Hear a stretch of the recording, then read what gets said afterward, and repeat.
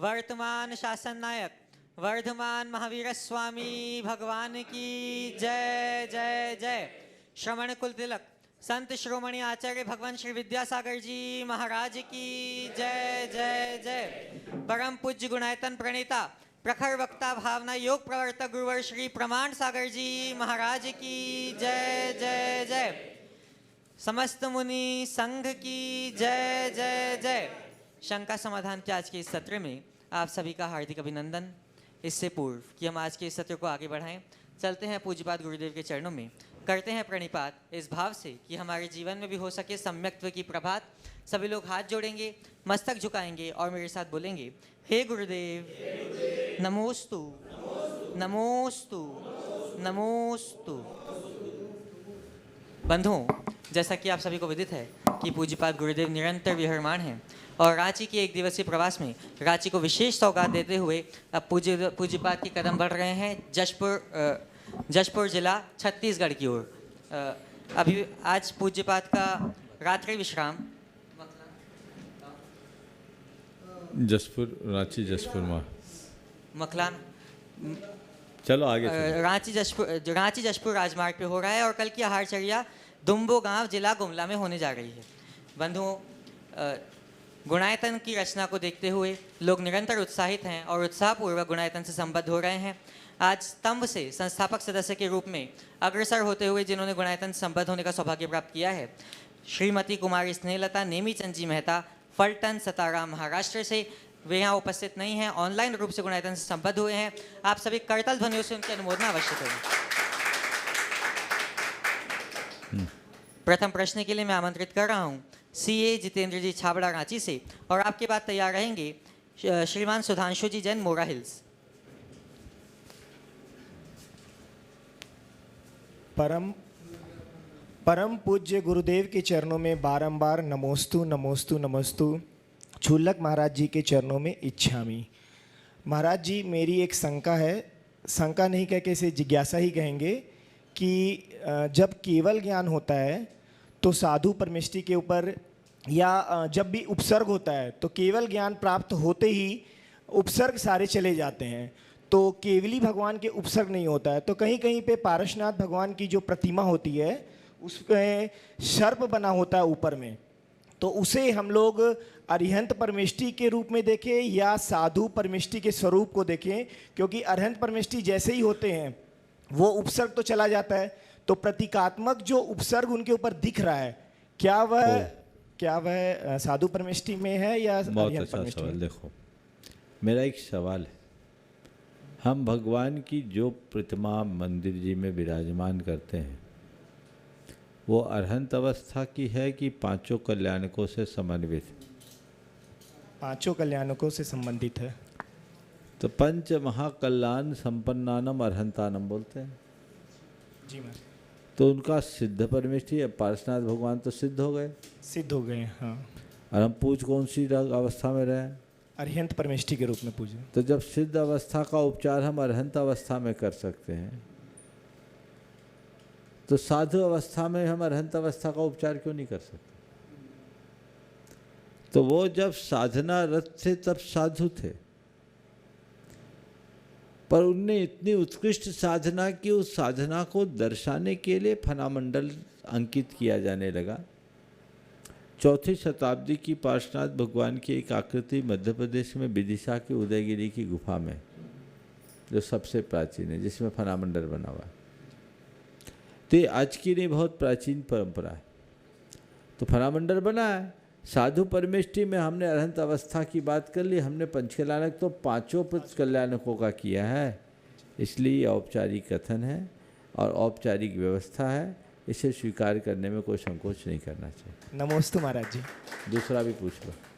दूसरा प्रश्न ये था महाराज जी कि अभी अवसर्पणी काल चल रहा है, तो जैसा कि पता है कि 5वें काल तक धर्म चलता है और 6ठे काल में विलुप्त हो जाता है। तो जब अवसर्पणी काल समाप्त होगा और उसके बाद उत्सर्पणी काल पाएगा, तो 5वें काल में जो धर्म का विकास होगा महाराज जी, उस विकास में हम किस तीर्थंकर भगवान की पूजा करेंगे या हमें कौन बताएगा? क्योंकि तीर्थंकर की जो भी होगी वो तो चतुर्थ काल में होगी। देखो, पांचवा काल, चौथा काल हम लोग वर्तमान की व्यवस्था में कह रहे हैं, इसे शब्दों में बदलो। हमारा अभी जो पंचम काल है इसको बोलते हैं दुखमा, और छठवां काल आएगा वो दुखमा दुखमा। चौथा काल था जिसको हम बोलते हैं दुखमा सुखमा। अब इसी क्रम से बदलेगा तो दुखमा दुखमा दुखमा, फिर दुखमा सुखमा आएगा। तो चढ़ते समय यानी उत्सर्पणी काल में दुखमा दुखमा में तो धर्म है ही नहीं।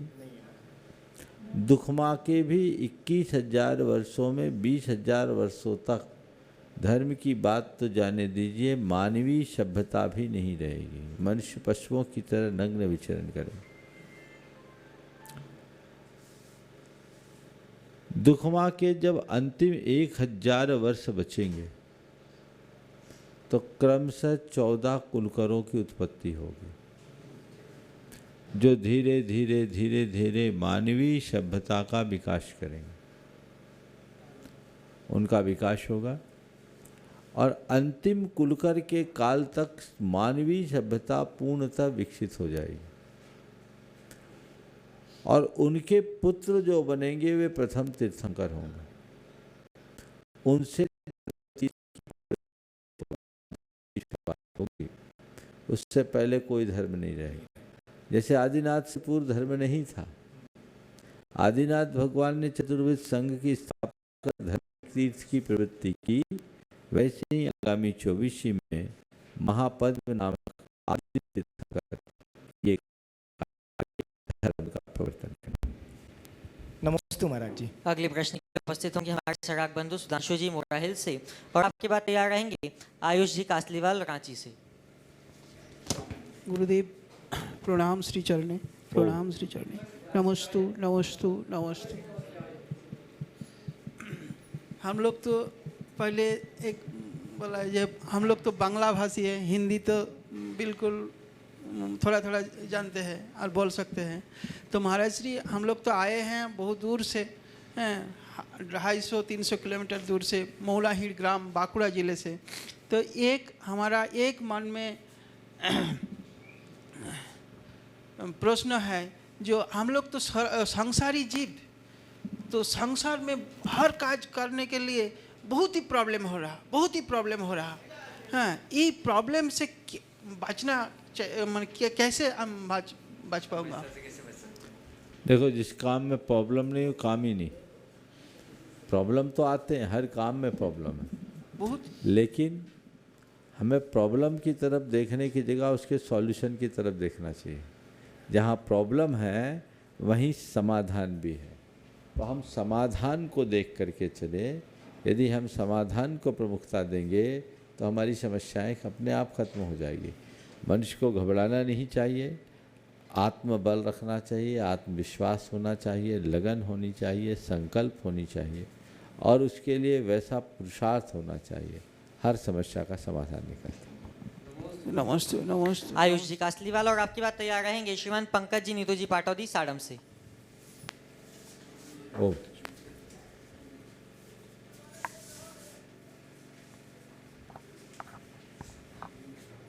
बोलो।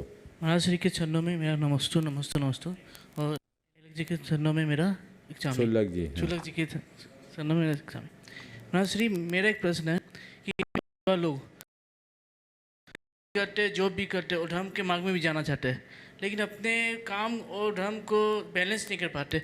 उसके लिए हम लोग क्या करना चाहिए? देखिए, तुम युवाओं का सबसे पहला धर्म तो ये है कि अधर्म नहीं करना, अधर्म को रोको, समझ गए। दूसरा, लाइफ स्टाइल में परिवर्तन करो। वर्तमान में जो हमारी नई पीढ़ी की लाइफ स्टाइल है बिल्कुल बदल गई। अब नाइट लाइफ बढ़ गई और वो जो है उसने सारी चर्या को तहस नहस कर दिया। अगर छुट्टी के दिन भी चाहो तो तुम सैटरडे की पार्टी में रात के 2 बजे घर लौटोगे, तो फिर संडे को भगवान का अभिषेक करने कैसे पहुंच पाओगे? तो सबसे पहली ज़रूरत है, मैं तुम्हारे माध्यम से सभी युवाओं को ये संदेश देना चाहता हूँ कि अपने जीवन शैली में बदलाव लाओ। मौज मस्ती भी करो, लेकिन हमारी संस्कृति के अनुकूल, अधर्म से बचते हुए। और फिर जितना बने व्यापार करो, उद्यम करो, जॉब करो, जो कुछ भी करना है। धार्मिक क्रियाओं में रुचि लो। समय और परिस्थिति के अनुरूप जितनी धार्मिक क्रियाएं संपादित कर सकते हैं करते रहो, तो आनंद आएगा, फिर कहीं कोई कठिनाई नहीं होगी। लेकिन इसी जीवन शैली में और उसी रौ में रहते हुए करोगे तो वही हाल होगा जो औरों का होता है। इसलिए हमें अपने आप को बचाना है। नमस्ते मासी। उपस्थित होंगे श्रीमान पंकज नीतू जी पाटौदी साड़म से, और आपकी बात तैयार रहेंगे अक्षय जी जैन शिखर जी से।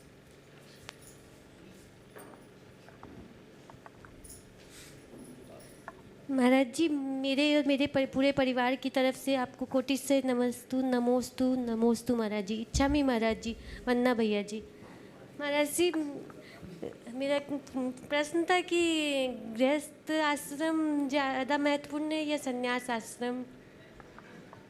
आपको क्या लगता है? संन्यास आश्रम। देखो, जो गृहस्थ है वो गृहस्थोचित कर्तव्यों का पालन करे और सद्गृहस्थ बनकर अपने जीवन को कृतार्थ करने की कोशिश करे, और अंत में भावना रखे कि मैं संन्यास आश्रम के साथ अपने जीवन का कल्याण करूं। लेकिन यदि कदाचित संन्यास ग्रहण नहीं कर पा रहे तो ये न सोचे कि मैं तो गया, गृहस्थ धर्म तो बचा है। अगर कोई गृहस्थ सद्गृहस्थ बन जाता है तो वह भी अपने जीवन का कल्याण कर सकता है। नमोस्तु महाराज जी। अक्षय जी जैन, और आपकी बात तैयार रहेंगे। हाँ, नमोस्तु महाशय। महाराज श्री, हम लोग बिहार करते करते सारम, गुमिया, पेटरवार, रांची होते हुए आज बेरो गांव में पहुँचे, जहाँ पर जीतू छाबरा जी ने संत निवास का निर्माण करवाया। आज आपकी आहारचर्या वहीं पर हुई। तो महाराज श्री, हम बिहार कराते हुए आ रहे हैं तो हमको लगा आज इनके यहाँ जो व्यवस्था थी ये व्यवस्था बहुत अच्छी लगी। तो क्या संत निवास का हर जगह व्यवस्था होनी चाहिए? समय काल को देखते हुए ये व्यवस्थाएं तो सभी लोगों को करना चाहिए। जहाँ जहाँ साधुओं का बिहार क्षेत्र है, लोगों को सुविधा लेकर करनी चाहिए। मैं जीतू भाई की सराहना करूँगा। आ जाओ सामने थोड़ा। इसकी कोई ज़मीन, इधर आ जाओ, आगे आ जाओ, दिखा दो उसको। इसकी अपनी कोई ज़मीन नहीं थी, कुछ नहीं थी, भूखंड खरीद करके बनाया और आज ये मौका मिल गया।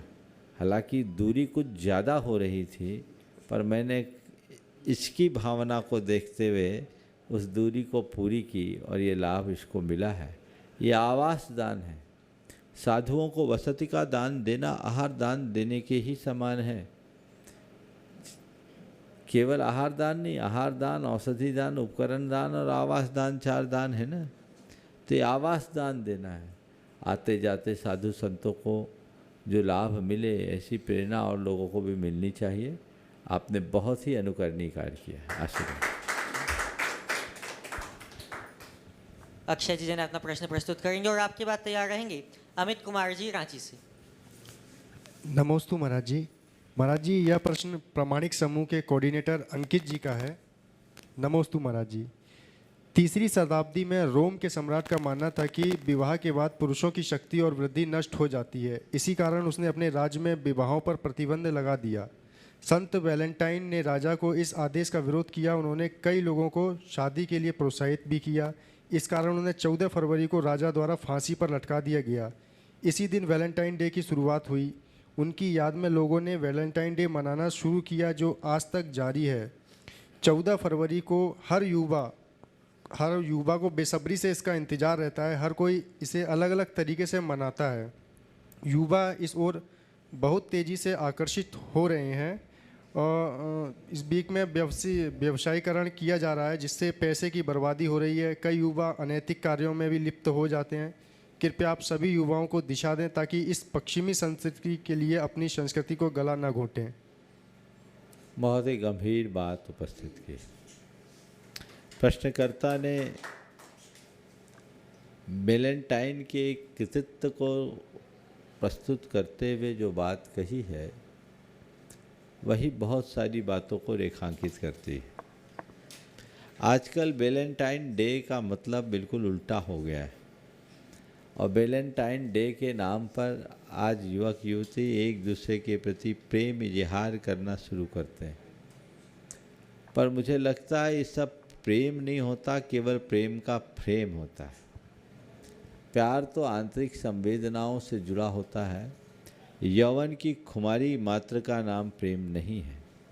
जैसा अभी प्रश्नकार ने उल्लेख किया कि रोम के राजा के द्वारा विवाह पर प्रतिबंध लगाने के उपरांत संत वैलेंटाइन ने उसका विरोध किया, यानी उसने विवाह व्यवस्था का समर्थन किया और विवाह व्यवस्था के समर्थन में अपने प्राणों की आहुति दी। भारत में ऐसी स्थिति कभी नहीं रही, लेकिन विश्व में सब जगह विवाह को मान्यता है, विशेष मान्यता है। और विवाह तो भारतीय संस्कृति का मूल तत्व है। हमारे देश में वैवाहिक संबंधों के इतर संबंधों को अपवित्र संबंध के रूप में माना गया है और ये कहा गया है कि अपनी ब्याहता स्त्री और पुरुष के अतिरिक्त संसार के प्रत्येक स्त्री को माँ, बहन और बेटी की दृष्टि से और पुरुष को पिता, पुत्र और भाई की पवित्र दृष्टि से देखने की कोशिश करे। इसी से सब प्रकार की सामाजिक और धार्मिक मर्यादाएं सुरक्षित होती हैं। चूँकि वर्तमान युग पूरी तरह से कंज्यूमरिज्म से प्रभावित है और सब चीज़ ग्लोबल होता जा रहा है और सोशल मीडिया और अन्य मीडिया के माध्यम से बातों को उसी तरीके से प्रस्तुत किया जा रहा है, तो लोग ये नहीं जानते कि वैलेंटाइन डे का मतलब क्या है। अंतर्राष्ट्रीय स्तर से वैलेंटाइन डे को प्रचारित किया जा रहा है, लेकिन काश वैलेंटाइन के चरित्र को प्रस्तुत किया जाता तो लोगों में ऐसा भ्रम नहीं होता। ये बहुत ही गंभीर और चिंतनीय विषय है। सभी युवाओं से मैं कहना चाहता हूँ, प्रेम हमारे जीवन का एक बहुत पवित्र भाव है, उसे इतने हल्के में न लो।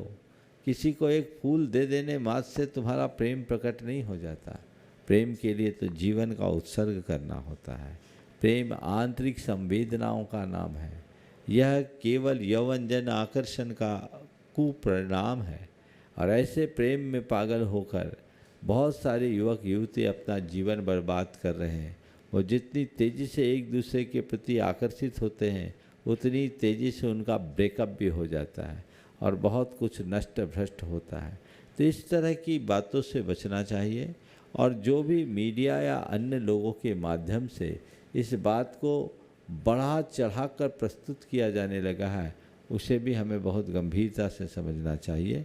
हमारी संस्कृति विवाह की संस्कृति है जो पवित्रता के संबंधों को महत्व देती है, हमें उसे ही लेकर चलना चाहिए। नमोस्तु।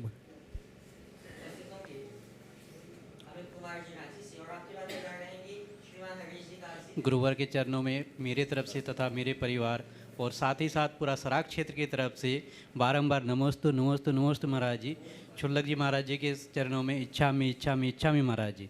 महाराज जी, मेरा आज एक शंका अपितु ये देखा जाए कि एक ये है कि पूरा भारतवर्ष नहीं, पूरा विश्व का एक छोटा सा शंका है महाराज जी। जैसे हमारे तीर्थंकर भगवान सिर्फ और सिर्फ भारत देश से ही मोक्ष गए हैं और ज़्यादातर हमारे जैन धर्म की उत्पत्ति अभी वर्तमान स्थिति में देखा जाए तो सिर्फ और सिर्फ भारत देश में ही देखा जा रहा है, जबकि जैन धर्म हमारे तीनों लोक में विश्वविख्यात है। तो ऐसा क्यों नहीं हुआ कि अलग अलग देश से भी हमारे तीर्थंकर जन्म लिए हों और मोक्ष गए हों? देखिए, तीर्थंकरों का भारत में जन्म लेना भारत भूमि की पवित्रता और भारतवासियों के गौरव का विषय है। यहाँ हमारा इतना पुण्य प्रताप रहा कि तीर्थंकर जैसे महापुरुष यहीं जन्म लिए।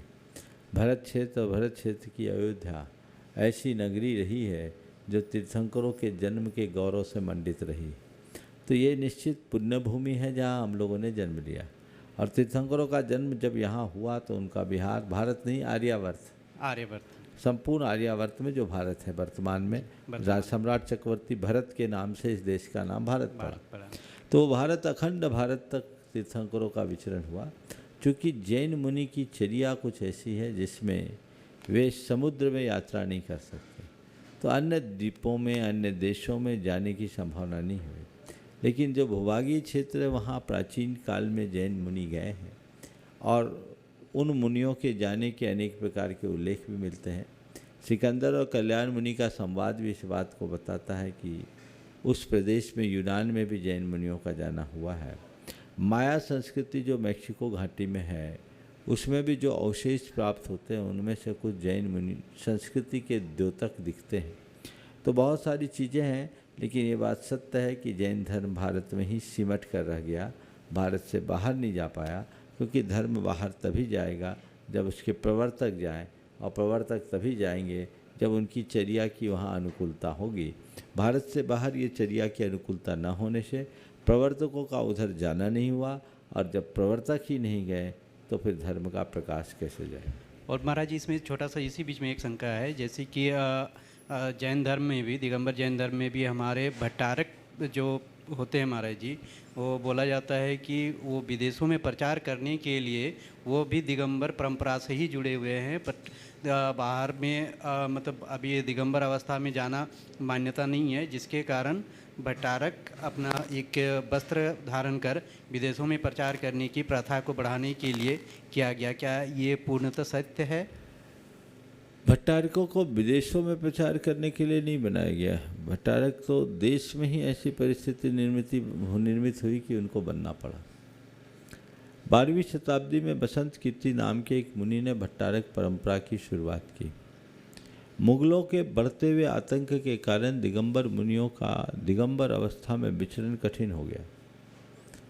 तो जब देखा कि ऐसे मुनि का विचरण ही कठिन हो जाएगा तो फिर धर्म का क्या होगा, तब उन्होंने एक बीच का मार्ग निकाला और आहार आदि के लिए जाने के निमित्त वो एक वस्त्र स्वीकारे और दिन भर दिगंबर रहे। और इस चूँकि वस्त्र स्वीकार लिए इसलिए वे अपने आप को मुनि कहने की जगह दिगंबर भट्टारक कहना शुरू कर दिए।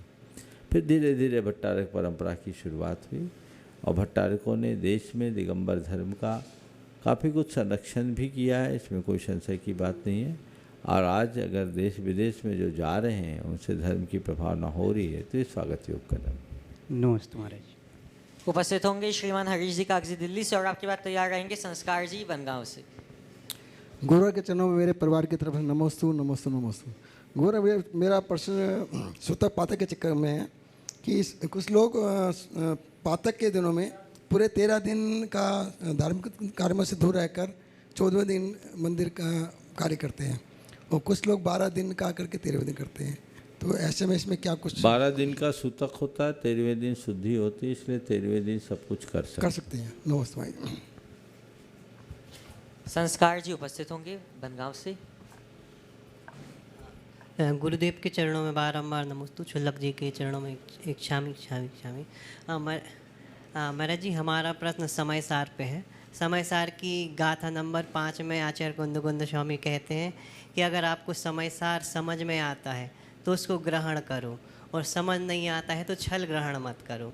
पर आजकल तो सिर्फ समय सार के नाम पे छल ही छल हो रहा है। बहुत अच्छी बात है। प्रसन्नता का विषय यह है कि तुम समय सार पढ़ रहे हो, सुना है। सबसे पहली बात तो मैं तुमसे और तुम जैसे सभी युवाओं से कहूँगा, समय सार सुनना है तो बहुत अच्छा है, पर गुरुओं के मुख से सुनना और किसी के मुख से मत सुनना, नहीं तो भ्रमित हो जाओ, फिर तुम भी छल ग्रहण करने वाले हो जाओ। क्योंकि समय सार का तत्व ही कुछ ऐसा है जो हर कोई नहीं पचा पाता। शेरनी का दूध सोने के पात्र में ही ठहरता है, सामान्य में नहीं। वो शेरनी का दूध है, हर कोई नहीं पचा पाएगा, वो भ्रमित हो जाएगा। और आचार्य कुंद को इस बात की भनक थी, इसीलिए उन्होंने लिखा कि तम एयत विहत्तम दाहे हम अपनो सवे न यदि दाए जपमानम चुके ज छलम न घे तब। और आज लोग छल ग्रहण कर रहे हैं। जब किसी का अभिप्राय दुष्ट हो जाता है तो फिर वो उल्टा ही अर्थ लेता है। इसलिए जिनको भी समय सार का रस लेना है वो गुरु मुख से समय सार सुने। परम पूज्य गुरुदेव का समयोपदेश के नाम से 5 भाग प्रकाशित, आप उसे पढ़ें। समय सार पर हमारे करीब 200 प्रवचन हैं जो आपको YouTube में उपलब्ध है, आप उसका लाभ लें। आपके समय सार की एक एक गाथाओं का हार्द समझने का अवसर मिलेगा, अन्यथा हो सकता है अर्थ का अनर्थ हो जाए, अज की व्याख्या हो जाए, मामला गड़बड़ा जाए। अगले प्रश्न के लिए उपस्थित होंगी श्रीमती चमेली जी सुरेंद्र जी जैन टीकमगढ़ से।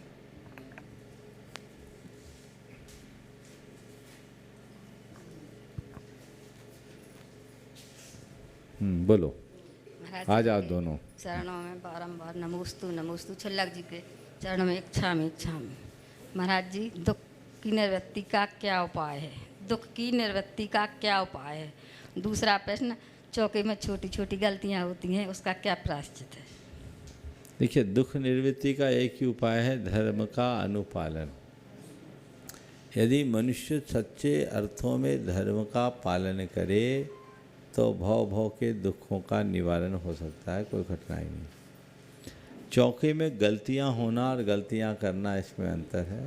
पहली बात तो गलती करे नहीं, गलती करना तो दोषप्रद है, और गलती हो जाए तो उसको दोहराए नहीं, उसकी शुद्धि करें। बार बार सावधानी रखें जिससे गलतियों से बचा जा सके। अगर ऐसे सावधानी रखते हैं तो हमारी गलतियां कम होती, पुनरावृत्ति नहीं होती। फिर भी यत्किंचित गलतियां होती है, खासकर बिहार आदि में हड़बड़ी रहती है, तो उसके लिए अपनी निंदा ग्रह करें, आलोचना करें, भगवान से क्षमा याचना।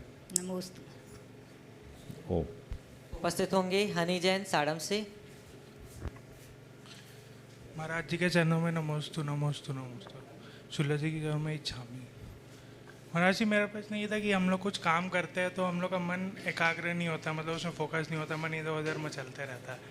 तो एक काम को करने के लिए फोकस उसमें मतलब कैसे बढ़ाया जाए? अपने काम में फोकस बनाए रखने के लिए मैं कहूँगा रोज़ भावना योग करो। 5 मिनट वाला भी भावना योग करोगे तो बड़ा बदलाव आएगा और धीरे धीरे फोकस बढ़े। ओम। अब सविनय निवेदन है पूज्य शुल्लक श्री आदर्श सागर जी महाराज के श्री चरणों में कि महाराज श्री ऑनलाइन प्रश्नों के माध्यम से हम सब दिशाबोध प्राप्त कर सकें, इसी भावना से इच्छामि इच्छामि इच्छा। महाराज जी के चरणों में कोटिशा नमन। महाराज जी, प्रथम प्रश्न अंशुल भैया जी का पूर्वथला से प्रश्न कर रहे हैं। गुरुदेव, क्या कारण है कि हम सभी महावीर भगवान की जयंती तो जोर शोर से मनाते हैं, लेकिन हमारे प्रथम तीर्थंकर आदिनाथ की जयंती हम उतनी इच्छा शक्ति से नहीं मनाते? यही कारण है कि जैनेतर बंधु जैन धर्म को महावीर से प्रारंभ होना मानते हैं। अगर हम आदिनाथ जयंती को जोर शोर से मनाएंगे तो सभी को एक अच्छा संदेश जाएगा। गुरुदेव, इसके लिए हमें क्या करना चाहिए? बहुत अच्छा सुझाव है, प्रस्ताव है, बहुत बार ये चर्चाओं में आया है।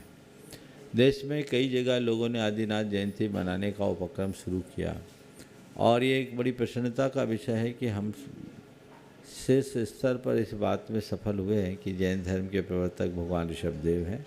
आज यूपीएससी के पाठ्यक्रम में भी जैन धर्म के प्रवर्तक में भगवान ऋषभदेव को ही मान्य किया गया है। तो हमें प्रयास ये करना चाहिए कि जैन धर्म के प्रवर्तक भगवान ऋषभदेव हों और आद्य तीर्थंकर हैं तो ऋषभदेव जयंती का धूमधाम से हमें उत्सव मनाना चाहिए।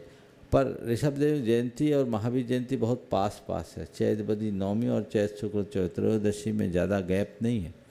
तो चलिए आप ऋषभदेव से महावीर तक की यात्रा कर सकते हैं। तो महावीर भगवान का जन्म और ऋषभदेव का निर्वाण दिवस अभी आने वाला है, माघ बदी 14 फरवरी में आएगा। तो महावीर भगवान का निर्वाण दिवस आने वाला है। व्यापक पैमाने पर भगवान महावीर का भगवान ऋषभदेव का निर्वाण महोत्सव मनाना चाहिए और उन दिनों भगवान ऋषभदेव के जीवन से दर्शन को लोगों तक रेखांकित प्रस्तुत करना चाहिए। उनके जीवन आदर्श को, उनके व्यक्तित्व और कृतित्व को जन जन तक पहुंचाना चाहिए। कौन थे भगवान ऋषभदेव, क्या है उनका भारतीय संस्कृति के विकास में योगदान, उनके कौन कौन से प्रमुख सिद्धांत थे, यदि ये बातें हम जन जन तक पहुँचाएँ तो भगवान ऋषभदेव और जैन धर्म दोनों की प्राचीनता को बहुत अच्छे से स्थापित किया जा सकता है। मैं सभी को संदेश देना चाहूँगा, इस वर्ष हर बार ही लोग मनाते हैं लेकिन और जोर शोर से भगवान ऋषभदेव का निर्वाण महोत्सव मनाएं। खुशी जी चंडीगढ़ से प्रश्न कर रही हैं, जैसे कृष्ण जी भगवान की सबसे बड़ी भक्त मीरा जी, राम भगवान के सबसे बड़े भक्त हनुमान जी, तो हमारे महावीर स्वामी के सबसे बड़े भक्त कौन हैं? चंदन वाला है ना, सब प्रसिद्ध है। चलिए अगला प्रश्न राजेश जैन जी गोपालगंज सागर से कर रहे हैं। व्यक्ति की सोच, उसके आचरण, उसके व्यवहार, उसकी बौद्धिक क्षमता आदि को प्रदर्शित करती है, ऐसी प्राय धारणा है। गुरुवर, जब यह सोच निरंकुश हो जाए तब व्यक्ति का आचरण, व्यवहार और बौद्धिक स्थिति सारे के सारे बदलने लग जाते हैं। इस निरंकुश सोच पर कैसे लगाम लगाई जाए? बहुत अच्छा सवाल है। निरंकुश सोच पर लगाम कैसे लगाया जाए? उसके लिए व्यक्ति को 4 आलम्बन लेना होगा। सबसे पहले अपने सोच को बदलने के लिए संकल्पित होना होगा। संकल्प ले कि मुझे अपनी सोच बदलनी है, लेकिन संकल्प तब लेंगे जब ये एहसास होगा कि मेरी सोच गलत है। तो पहले एहसास, फिर प्रयास। एहसास करो कि मेरी सोच गलत है, संकल्पित हो जाओ कि सोच को बदलना है, और उसके लिए प्रयास करो। क्या प्रयास करो? भावना योग करो, आत्म सुझाव दो। मुझे सकारात्मक रहना है, मुझे संयमित रहना है, मुझे सहज रहना है, मुझे शांत रहना है। सोच में बदलाव आए। सोच की दिशा मुड़ते ही जीवन का काया पलट होगा। पुष्पा जी काला सेलू महाराष्ट्र से प्रश्न कर रही हैं। मैं भावना योग रोजाना करती हूँ, सिद्ध चक्र विधान की किताब से रिद्धि मंत्र भी बोलती हूँ, पर असाता कर्म चल रहे हैं। मैं भावना योग से संयोग वियोग के समय संभल गई थी, पर अब मैं कौन सी कमांड करूँ? आप बताइए। मुझे आपसे बहुत ऊर्जा मिलती है, विनती करती हूँ मेरी शंका का समाधान करें। मुझे सहज रहना है, मुझे शांत रहना है। ये 2 मंत्र ऐसे हैं जो सब समस्याओं का समाधान दे सकते हैं। अनिल जी उदयपुर से प्रश्न कर रहे हैं। कोई 2 व्यक्ति वस्तु खरीद कर लाकर मिलान करते हैं, कहते हैं कोई खास फर्क नहीं, थोड़ा सा 19-20 का फर्क है। यह 19-20 का आंकड़ा क्या समझाता है? क्या पाप पुण्य में भी ऐसा आंकड़ा होता है? 19-20 का क्या फर्क है? 19-20 यानी ऊंचा नीचा। 19 के बाजू में 20 है, तो एक कहावत बन गई 19-20 है, यानी 20 से थोड़ा कम 19, और बढ़ जाए तो 21। तो हीनाधिकता और तरतमता का द्योतक है। पाप पुण्य में भी 19-20 का फर्क पड़ जाता है हमारे भावों के अनुसार। मीनाक्षी जी दिल्ली से प्रश्न कर रही हैं। बच्चों को आजकल माता पिता के द्वारा पढ़ने पर इतना जोर दिया जा रहा है कि बच्चे कभी कभी सुसाइड तक करने की नौबत में आ जाते हैं। ऐसे में माता पिता और बच्चों में कैसे आपसी तालमेल बैठे? मैंने अनेक बार इस विषय पर प्रकाश डाला है। माता पिता बच्चों को आगे बढ़ाने की बात करे, अच्छी बात है, लेकिन बच्चों पर इतना बोझ न डाले, इतना दबाव न डाले कि बच्चे इस तरह के दुष्कृत्य करने को तत्पर हो जाए।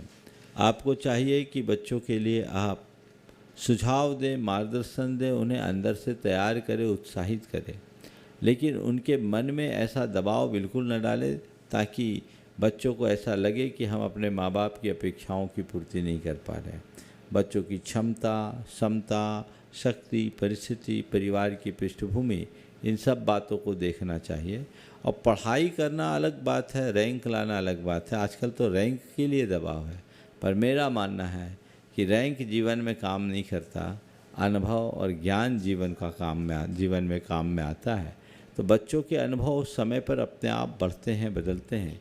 दुनिया में बहुत सारे ऐसे हैं जो कभी अपने पढ़ाई के समय में एवरेज थे, उदाहरण के लिए मैं ही हूँ, लेकिन आज दुनिया के सफलतम लोगों में वे लोग शुमार है, और जो रैंक होल्डर थे आज भी फिसड्डी बने हुए।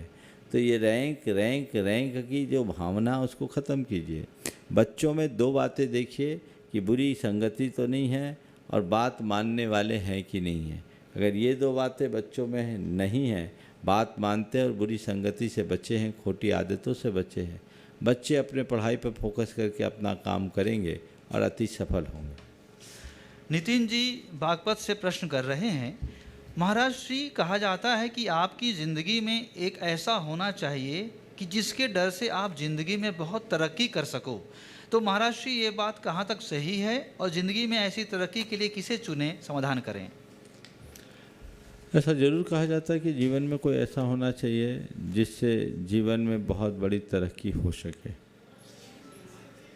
लेकिन ये बात बिल्कुल ठीक है, कोई ना कोई आलम्बन तो होना चाहिए। अब किसका होना ज़रूरी है, ये हर व्यक्ति के लिए अलग अलग हो सकता है।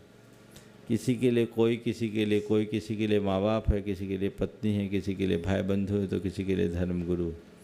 मुझसे पूछो तो मैं तो ये कहूँगा, जीवन के सर्वतोमुखी विकास के लिए अगर आप कुछ करना चाहते हैं, कुछ पाना चाहते हैं, कुछ होना चाहते हैं, तो आप गुरु का आलम्बन लें। गुरु से जुड़ते ही जीवन का बदलाव शुरू हो जाता है और जीवन पूर्ण बन जाता है। श्रुति जी मुजफ्फरनगर से प्रश्न कर रही हैं, गुरुदेव मैं भावना योग 3-4 महीने से कर रही हूँ, पर भावना योग करते वक्त मैं सो जाती हूँ या मेरा ध्यान भटक जाता है। मैंने समय बदल कर भी देखा पर इससे भी कोई फ़ायदा नहीं हुआ। कृपया करके बताएं, क्योंकि मैं सही ढंग से नहीं होने की वजह से परेशान हो जाती हूँ, इसलिए मुझे इसके लिए एकाग्रता बढ़ाने के लिए क्या करना आप चाहिए? बिल्कुल परेशान मत हो, भावना योग करते रहिए। अगर आपके कान में लगा रहे ना, एयरफोन लगा करके करें, अंदर कुछ एयरबड्स जो होते हैं, हाँ, तो वो अंदर लगा करके करेंगे, कुछ ना कुछ तो अंदर जाएगा और धीरे धीरे धीरे धीरे आप में बदलाव आएगा। 2-4 बार ही सही कीजिए और इस बात का बिल्कुल तनाव न रखें कि मैं ठीक से नहीं कर पा रही हूँ, मुझे नींद आ रही है। धीरे धीरे धीरे धीरे करते करते आ जाएगा। भावना योग में बार बार की आवृत्ति है, एकाग्रता तो उसका दूसरा रूप है। आप अभ्यास करेंगे और प्रयास करेंगे तो ये चीज़ें भी बहुत सहजता से हो सकेगी। सम्यक जी अहमदाबाद से प्रश्न कर रहे हैं, गुरुवर मेरी यह शंका है कि सीधा और भोला होना उसमें क्या अंतर है, क्या समानता है? और सीधेपन का फ़ायदा उठाते हैं तो फिर भोले होते हैं, तो उसका तो फ़ायदा उठाते हैं, तो ऐसा क्यों करते हैं? कृपया समाधान करें। आपने पूछा सीधा और भोला होने का क्या मतलब है? दोनों में समानता है और सीधे या भोलेपन का कोई फ़ायदा उठाए तो हमें क्या करना चाहिए? भोलेपन से स्वीकार लेना चाहिए। फ़ायदा उठा रहा है तो उठा लेने दीजिए भाई, हम किसी के फ़ायदे में ही तो काम आए, बुरे में तो नहीं आए ना। तो जो सीधा होता है वो उसी रूप में सोचता है और समझता है, आगे विचार करता है। सीधापन और भोलापन में आपने पूछा है क्या फ़र्क है या समानता है, मेरे विचार से थोड़ा अंतर है। सीधापन यानी जो व्यक्ति एकदम सरल है, और भोलापन जिसमें समझ नहीं है। सरल होना और समझ शून्य होना, इनमें बड़ा अंतर है। सरलता सीधेपन की द्योतक है, जिसमें व्यक्ति किसी बात को इशू नहीं बनाता, अहंकार का विषय नहीं बनाता, जिसे कोई बात खटकती नहीं, वो समय काल परिस्थिति के अनुरूप अपने आप को ढाल लेता है, वो सीधा होता है। लेकिन जो भोला होता है, भोलेपन में उसको कुछ समझ नहीं, उसको कोई भी बुद्धू बना सकता है, बेवकूफ़ बना सकता है। और भोले व्यक्ति को जैसे एक बच्चे को कोई भी बहला फुसला कर अपना काम कर लेता है, ऐसे ही भोले व्यक्ति से कोई भी अपना उल्लू सीधा कर सकता है।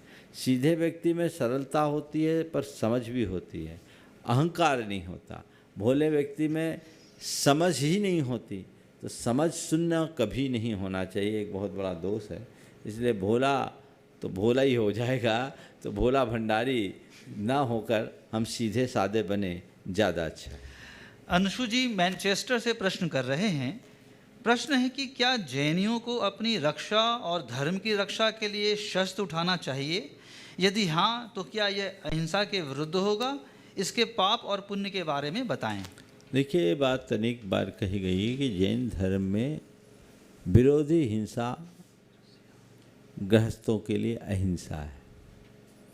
किसी को मारने के लिए अस्त्र उठाना हिंसा है, और अपने आप को बचाने के लिए अस्त्र उठाना अहिंसा है। एक व्यक्ति हिंसा के लिए हिंसा कर रहा है और दूसरा अहिंसा के लिए हिंसा कर रहा है। एक कर रहा है, एक को करनी पड़ रही है। रामचंद्र जी ने रावण पर अस्त्र उठाया, जैन धर्म के अनुसार ये हिंसा नहीं, उनका धर्म था, क्योंकि अगर ऐसा नहीं करते तो सवाल एक सीता का नहीं, कई सीताओं का, अब तक तो न जाने कितनी सीताएं बेआबरू हो गई होती। तो एक राजपुरुष, एक मर्यादा पुरुषोत्तम के लिए जिम्मेदारी थी, उनने अपने छात्र धर्म का पालन किया, रावण को सबक सिखाया और रास्ता निकाल लिया। तो अस्त्र उठाना क्षम्य है, ये विरोधी हिंसा है। विरोधी हिंसा का गृहस्थ को कतई त्याग नहीं है।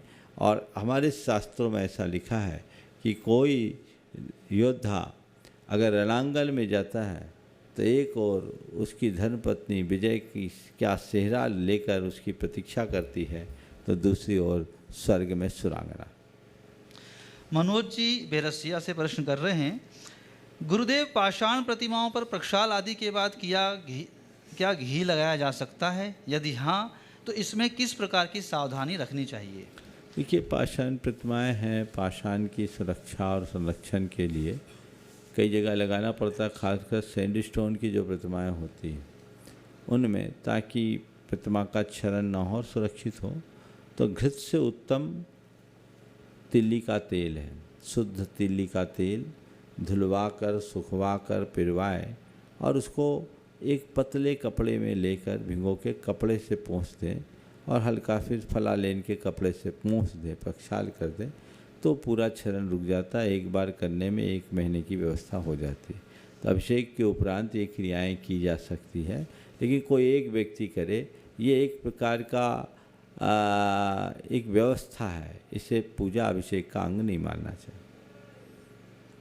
सिद्धांत जी नीदरलैंड से प्रश्न कर रहे हैं, एक डेटा के अनुसार एनआरआई $108 बिलियन सालाना तौर पे पैसा कमाता है और अपने घर भारत वापस भेजता है, जिससे न केवल वे अपने परिवार की फिनेंशियल सिचुएशन मजबूत करते हैं, बल्कि भारतीय इकोनॉमी को भी इससे बहुत बल मिलता है। विदेश जाने के बाद जो इनकम मिलती है वो कंपैरेटिवली भारत में नहीं मिल पाती और उस इनकम से दान धर्म बड़े पैमाने पर किया जा सकता है। हालांकि रोजाना जिनेन दर्शन या शुद्ध भोजन होना थोड़ा चैलेंजिंग हो जाता है। यदि कोई व्यक्ति यह सोचे कि क्यों ना विदेश में ही मंदिर निर्माण की दिशा में प्रयत्न किया जाए, तो क्या यह सोच गलत होगा? मेरा प्रश्न यह है कि क्या जैन होने के नाते हमें अपने देश छोड़कर कमाने के लिए, बसने के लिए विदेश जाना चाहिए? कृपया मार्गदर्शन करें। देखिए, देश विदेश में जाने की परंपरा आज की नहीं, पुराने काल में भी रही। राजा महाराजाओं के काल में सेठ साहूकार व्यापार करने के लिए देश विदेश जाया करते थे। मैं आपसे कहता हूँ, आप देश में रहो चाहे विदेश में रहो, भारत में रहो चाहे भारत से बाहर, आप भले भारत से बाहर रहो, आपके भीतर भारत होना चाहिए। आप दुनिया में कहीं भी रहो, भीतर भारत हो और तुम्हारे अंदर जैनत्व के संस्कार होंगे तो कहीं नहीं बिगड़ेगा। अच्छे लोग दुनिया में फैले, कहता हूँ आज अगर तो आप ही लोगों के माध्यम से जैन धर्म बाहर जा सकता है। हम साधुओं का तो वहाँ जाना संभव नहीं है, लेकिन आप जाइए तभी जब आप अपने और अपने आने वाली पीढ़ियों के संस्कारों को सुरक्षित रखें। बहुत जगह ऐसा हो रहा है जहाँ 150 साल पहले लोग गए हैं, उनकी दूसरी और तीसरी पीढ़ी जैन धर्म से विमुख हो गई, क्योंकि आपने वहाँ रहकर उनके संस्कारों का ध्यान नहीं दिया। अगर संस्कारों को सुरक्षित रखा जाए तो बहुत आगे बढ़ा जा सकता है। आज भी मैं देखता हूँ, मेरे संपर्क में ऐसे अनेक लोग हैं जो भारत की सीमा से बाहर रह रहे हैं, लेकिन वहाँ भारतीय जैनों से अच्छा जैन धर्म पालन कर रहे हैं और वो अपने बच्चों में भी संस्कार डाल रहे हैं। आज एनआरआई प्रामाणिक पाठशाला में जो काम हो रहा है बहुत ही सराहनीय काम है।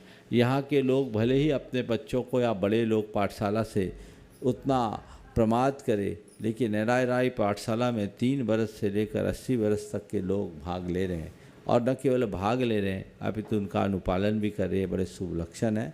तो जहाँ कहीं भी रहे धर्म के संस्कार बना के रखना चाहिए और ये बहुत उत्तम युग है। पिछले 2 दशकों में भारत से बाहर अनेक जगह जिनालय बने हैं, बन रहे हैं, दिगंबर मंदिर बन रहे हैं और ये बना सकते हैं। नीदरलैंड में भी काफ़ी जैन लोग रहने लगे हैं। अभी कुछ लोग मेरे पास आए भी थे।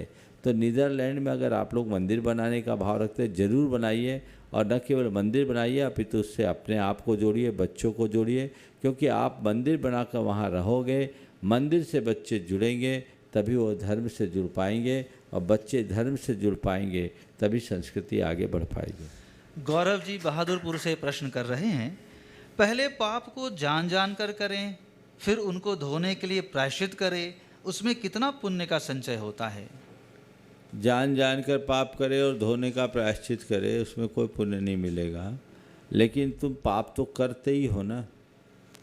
तो ये बताओ, घर में कचरा फैलता है तो कचरे को, अब कचरा तो फैलता ही है, चारों ओर से डस्ट आता ही, ये सोच के उसकी उपेक्षा करते हो कि रोज़ रोज़ बुहारी लगाते हो? झाड़ते हो कि नहीं, साफ करते हो, बुहारी लगाते, क्यों? बोले कचरा आया है, लेकिन कचरे में रहना ठीक नहीं, इसको साफ तो हमको करना ही है। हमारी कोशिश होनी चाहिए कि हम पाप करें ही नहीं, लेकिन फिर भी प्रवृत्तिगत पाप जाने अनजाने में सबसे हो ही जाता है। तो जो पाप हमसे होता है जाने अनजाने में, उस पाप का शोधन तो हमें करना ही चाहिए। प्रायश्चित शोधन की प्रक्रिया है जो एक प्रकार से बुहारी लगाने जैसा है। सफाई कर दो और ये कोशिश करो, सावधानी करो कि वही पाप की पुनरावृत्ति मुझसे बार बार ना हो। नहीं तो रोज़ साफ करो, रोज़ कचरा करो, हाथी का स्नान जैसा हो गया, नहाओ और धूल झड़ा दो तो मैले ही रहोगे। अगर साफ रहना चाहते हो तो पाप से बचो, यही हमारे जीवन की बेहतरी का कारण बनेगी। महेंद्र जी इंदौर से प्रश्न कर रहे हैं, पूज्य साधुओं मुनियों की दृष्टि विश्वसिद्धि का उल्लेख मिलता है। ये दृष्टि विश्वसिद्धि क्या होती है, किस तप साधना से प्राप्त होती है और इसका प्रभाव क्या होता है? दृष्टि विश्वसिद्धि विशिष्ट मुनिराजों को होती है। ऐसे मुनिराज जिनके तपोबल से उनके पास ऐसी चमत्कारिक सिद्धि प्राप्त हो जाती है कि उनकी दृष्टि मात्र से किसी भी व्यक्ति पर कितना भी घातक विष हो वो उतर जाता है। जानलेवा सांप भी काट दे या कोई भी विष चढ़ जाए, उनकी दयामयी दृष्टि, कृपामय दृष्टि हो जाए तो वो निर्विष हो जाता है। इसलिए दृष्टि निर्विष कहते हैं। और कहीं कहीं इसे दृष्टि विष भी कहा जाता है। दृष्टि विष का अर्थ करते हुए कहा कि अगर वो गुस्से में देख ले और इस भाव से देख ले कि ये मर जाए तो सामने वाला मर जाएगा। ये बहुत भयानक है। लेकिन जिन मुनिराजों को ये रिद्धि होती है, बहुत उत्कृष्ट मुनि होते हैं। वो इन सब क्षुद्र बातों से बिल्कुल भी प्रभावित नहीं होते और उनके मन में बड़ी क्षमता होती है, अपनी रिद्धियों का प्रयोग भी नहीं करते। जैन साधु किसी को श्राप नहीं देते, उनका केवल आशीर्वाद होता है और उसी आशीर्वाद से सबका जीवन फलता फूलता रहता है। वो उसी को ध्यान में रखते हैं। पर अब शंका समाधान के सत्र को ही रोकते हुए परम पूज्य गुरुदेव के स्वास्थ्य लाभ के लिए हम भावना भाएंगे। जैसा आप सबको बताया गया, हम लोगों का बिहार चलता जा रहा है। रांची से 45 किलोमीटर हम लोग आ गए हैं और आगे बढ़कर अब कल के बाद परसों संभवतः छत्तीसगढ़ में प्रवेश हो जाएगा। तो ये जो भी होगा आगे का कार्यक्रम आप सबको मालूम पड़ेगा। हम लोग निरंतर आगे बढ़ते जा रहे हैं। हम एक ही भावना भाएं, परम पूज्य गुरुदेव शीघ्र स्वस्थ हों, उनका स्वास्थ्य अभी भी स्थिर बना हुआ है और ये हम लोगों के लिए गंभीर चिंता का विषय है। इसलिए सबको भावना भाना चाहिए कि वे जल्दी स्वस्थ हों, शीघ्र स्वस्थ हों और उनका आशीर्वाद हम सबको प्राप्त हो। इस भाव से शेष समय हम भगवान चाप के लिए समर्पित करते हैं। आप सब मेरे साथ दोहराएंगे। ओम ह्रीं अर्हंसि पार्श्वना जिनेन्द्राय नमो नमः। ओम ह्रीं अर्हंसि पार्श्वना जिनेन्द्राय नमो नमः। ओम ह्रीं अर्हंसि पार्श्वना जिनेन्द्राय नमो नमः।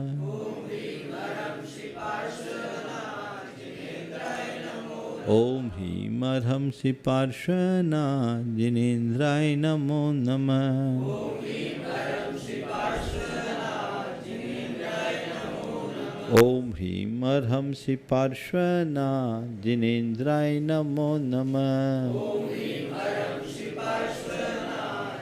ह्रीं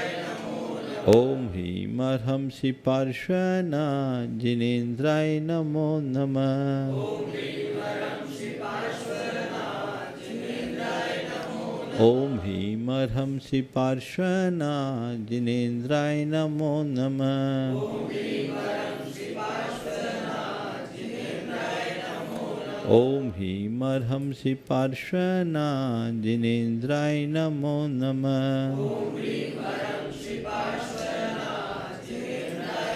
ओम ह्रीं अर्हंसि पार्श्वना जिनेन्द्राय नमो नमः। जिनेन्द्राय नमो नमः। ओम ह्रीं अर्हंसि पार्श्वना जिनेन्द्राय नमो नमः। अर्हंसि पार्श्वना जिनेन्द्राय नमो नमः। ओम ह्रीं अर्हंसि पार्श्वना जिनेन्द्राय नमो नमः। ओम ह्रीं अर्हंसि पार्श्वना जिनेन्द्राय नमो नमः। ओम ह्रीं अर्हंसि पार्श्वना जिनेन्द्राय नमो नमः। ओम ह्रीं अर्हंसि पार्श्वना जिनेन्द्राय नमो नमः। ओम ह्रीं अर्हंसि पार्श्वना जिनेन्द्राय नमो नमः। ओम ह्रीं अर्हंसि पार्श्वना जिनेन्द्राय नमो नमः। ओम ह्रीं अर्हंसि पार्श्वना जिनेन्द्राय नमो नमः। ओम ह्रीं अर्हंसि पार्श्वना जिनेन्द्राय नमो नमः। ओम ह्रीं अर्हंसि पार्श्वना जिनेन्द्राय नमो नमः। ओम ह्रीं अर्हंसि पार्श्वना जिनेन्द्राय नमो नमः। ओम ह्रीं अर्हंसि पार्श्वना जिनेन्द्राय नमो नमः। ओम ह्रीं अर्हंसि पार्श्वना जिनेन्द्राय नमो नमः। ओम ह्रीं अर्हंसि पार्श्वना जिनेन्द्राय नमो नमः। ओम ह्रीं अर्हंसि पार्श्वना जिनेन्द्राय नमो नमः। ओम ह्रीं अर्हंसि पार्श्वना जिनेन्द्राय नमो नमः। ओम ह्रीं अर्हंसि पार्श्वना जिनेन्द्राय नमो नमः। ओम ह्रीं अर्हंसि पार्श्वना जिनेन्द्राय नमो नमः। ओम ह्रीं अर्हंसि पार्श्वना जिनेन्द्राय नमो नमः। ओम ह्रीं अर्हंसि पार्श्वना जिनेन्द्राय नमो नमः। ओम ह्रीं अर्हंसि पार्श्वना जिनेन्द्राय नमो नमः। ओम ह्रीं अर्हंसि पार्श्वना जिनेन्द्राय नमो नमः। ओम ह्रीं अर्हंसि पार्श्वना जिनेन्द्राय नमो नमः। ओम ह्रीं अर्हंसि पार्श्वना जिनेन्द्राय नमो नमः। ओम ह्रीं अर्हंसि पार्श्वना जिनेन्द्राय नमो नमः। ओम ह्रीं अर्हंसि पार्श्वना जिनेन्द्राय नमो नमः। ओम ह्रीं अर्हंसि पार्श्वना जिनेन्द्राय नमो नमः। ओम ह्रीं अर्हंसि पार्श्वना जिनेन्द्राय नमो नमः। ओम ह्रीं अर्हंसि पार्श्वना जिनेन्द्राय नमो नमः। ओम ह्रीं अर्हंसि पार्श्वना जिनेन्द्राय नमो नमः। ओम ह्रीं अर्हंसि पार्श्वना जिनेन्द्राय नमो नमः। ओम ह्रीं अर्हंसि पार्श्वना जिनेन्द्राय नमो नमः। ओम ह्रीं अर्हंसि पार्श्वना जिनेन्द्राय नमो नमः। ओम ह्रीं अर्हंसि पार्श्वना जिनेन्द्राय नमो नमः। ओम ह्रीं अर्हंसि पार्श्वना जिनेन्द्राय नमो नमः। ओम ह्रीं अर्हंसि पार्श्वना जिनेन्द्राय नमो नमः। ओम ह्रीं अर्हंसि पार्श्वना जिनेन्द्राय नमो नमः। ओम ह्रीं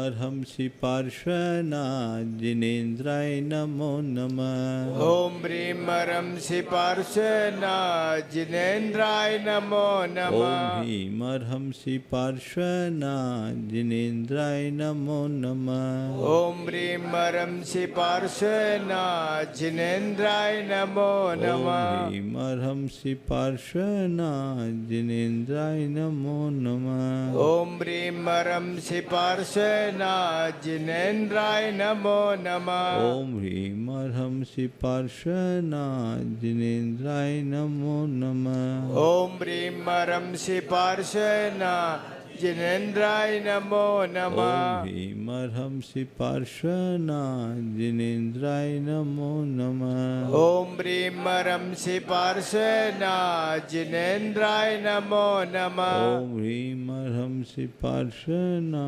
जिनेन्द्राय नमो नमः। ओम ह्रीं अर्हंसि पार्श्वना जिनेन्द्राय नमो नमः। ओम ह्रीम अर्हंसि पार्श्वनाथ जिनेन्द्राय नमो नमः।